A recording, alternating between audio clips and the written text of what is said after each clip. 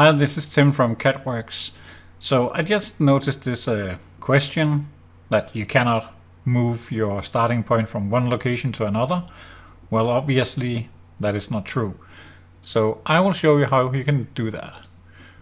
I have a part set up in here and I added some stock to the top so we can mill that off. So what I'm going to do is create a mill part setup on that surface running a face mill. Then generate the operation plan and the toolpath. So this is going to give me a result. So in this case, I want to move the start point down here. Very basic stuff. You just double click,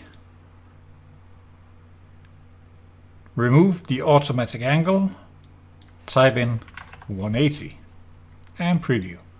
And now you start at the opposite corner. That's it. If your reseller needs any training, they are free to contact me. Thank you for watching.